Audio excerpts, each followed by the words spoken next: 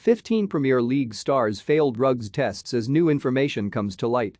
15 Premier League stars failed drugs tests between 2015 and 2020, but none of them were banned, a report has revealed.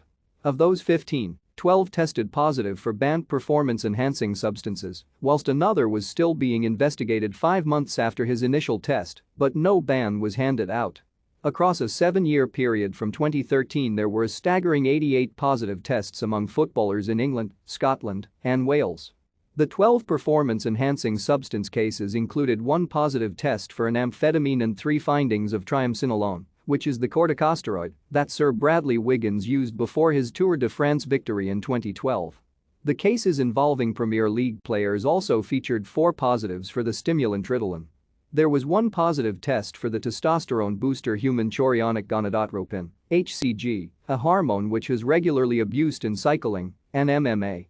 The other top-flight positives were for the steroids prednisolone and a derivative, as well as the diuretic indapamide, which can serve as a masking agent for other banned substances. The Mail broke the news following a series of Freedom of Information requests. None of the cases led to doping bans, with UKAD, UK Anti-Doping Agency, saying a decision not to sanction was generally down to accidental ingestion or the player having a therapeutic use exemption, too. Having a 2 granted has caused a stir in other sports.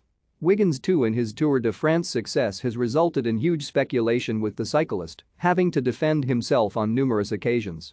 British cycling's former head Dr. Richard Freeman has since said, "Unfortunately, on medical grounds, I would act differently. Now I would also advise him there's a reputational risk here. When an athlete is told they have tested positive, they are advised to promptly undergo tests to ensure that a medical condition is ruled out as the source of their failed drugs test." The Premier League were believed to be comfortable that all 12 performance-enhancing cases had innocent explanations, which is why no bans were handed out. There have been very few cases of footballers being banned for failed drugs tests in the modern era. Rio Ferdinand, then of Manchester United, famously missed a drugs test back in 2003 and was subsequently banned for 8 months. Adrian Mutu, formerly of Chelsea, also tested positive for cocaine and received a 9-month ban. In October 2019, a 15-year-old child registered to a Premier League club was found with a banned human growth hormone dispensing pen and was banned for 9 months.